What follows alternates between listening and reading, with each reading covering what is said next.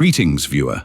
The voice you are hearing was created using artificial intelligence, but the experiences, thoughts, and beliefs behind this series are human. Before we begin, I want to tell you what this series is built upon. Its creator knows only one thing about truth for certain, that he may know absolutely nothing at all. Everything you hear in this series reflects his experiences, reflections, and beliefs. They may be true, or they may simply be false beliefs. A belief can also be true. But truth is never a belief. Truth has always been here. It is here and now, and it will always be here. It is unchanging. Nothing can be taken away from it, and nothing can be added to it. The human mind can never understand ultimate truth. It can only be experienced, here and now.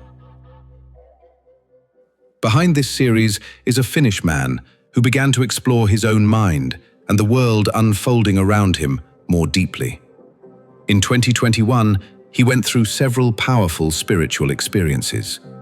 Eventually, he sold everything he owned and set off into the world with a backpack, heading into the unknown. The purpose of this series is not to reveal the final truth or answer every question. Its purpose is to awaken new questions within you and to inspire you to question your own thoughts, values, and beliefs. Next, I have a story to tell you. While waiting at an airport, a journalist notices a monk. He approaches the monk, asks for permission to interview him, and begins with a question. What is the greatest problem in the world? Is it war? Is it corruption? Or could it be human trafficking? The monk looks at him calmly and asks, "Who are you?" The journalist replies, "I am a journalist." The monk smiles and says, "That is your profession, but who are you?" The journalist thinks for a moment and says, "I am John." The monk replies, "That is your name, but who are you?" The journalist thinks again and answers, "I am a human being." The monk responds, "That is your species, but who are you exactly?" The journalist falls silent.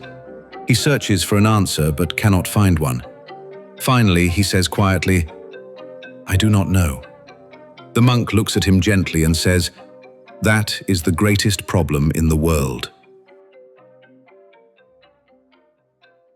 A person typically has more than 50,000 thoughts every day. Most of them are the same thoughts, repeating from one day to the next. Very few of them are even true. They are merely beliefs created by the mind. For the average person, the conscious mind operates about 5% of the time.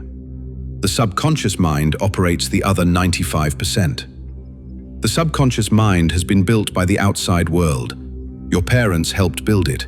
So did your teachers, your friends, the media, and society as a whole. It operates through the values, frames of reference, and beliefs that have been programmed into it. In this way, the mind closely resembles artificial intelligence. Both construct their responses from patterns absorbed in the past. Artificial intelligence also operates through the values, frames of reference, and beliefs programmed into it. AI could therefore be described as a copy of the human ego mind, but without consciousness. The subconscious mind guides most of a person's life, yet people rarely have any idea what has been programmed into it. They often call the guidance of their subconscious mind fate, destiny, or their path. They believe that other people, coincidences, the outside world, the spiritual world, or unseen energies are directing their lives. Almost always, it is their own mind guiding them. In the busyness of life, and within the illusion created by the mind, people rarely stop to consider any of this more deeply. They rarely ask what their true purpose in life might be. For many people, suffering may become their greatest helper and teacher. It forces them to stop and search for change. Without suffering, it is easy to remain imprisoned within the mind, never examining life more deeply. In the metaphors of sacred texts, the conscious mind has been described as heaven and the subconscious mind as Earth. Once you truly understand that you are not your subconscious mind, you can begin your own battle between heaven and earth.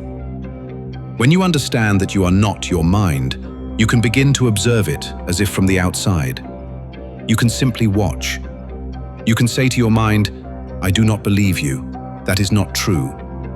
When your mind says, "I am this, I am that," it is merely a distorted belief. I am poor. I am bad. I am not capable. According to what frame of reference? What or whom is your mind trying to compare you with?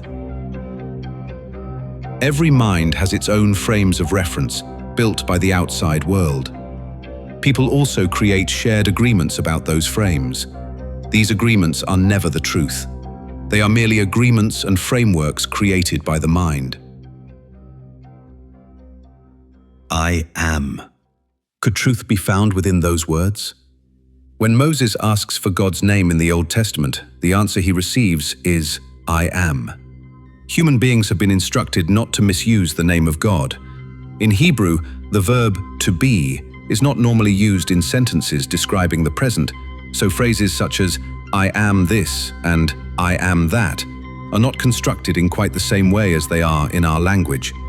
Perhaps that makes it harder to misuse those words by accident than it is in most languages. The next time your mind says, "I am this, I am that," ask yourself whether it is true. Whenever you define yourself as one thing, you cannot be something else at the same time. You limit your own potential. Only the ego mind wants to collect these limiting titles, defining what you supposedly can and cannot be. It is nothing more than an illusion created by the mind. When you are no longer anything at all, what remains is the potential to be anything. Human beings truly live in slavery and submission. Hearing that, the mind quickly invents stories and beliefs, and the finger begins pointing outward, away from oneself. Someone outside ourselves is always blamed for our problems and the challenges in our lives. The mind fights against the truth until the very end. It never wants it to be revealed that it is your only true opponent. Truth is sought in distant cultures or even in outer space. When the mind senses that it is in danger, it will usually lead you farther and farther away from itself. Eventually, one day, a person may look into the mirror and see the truth.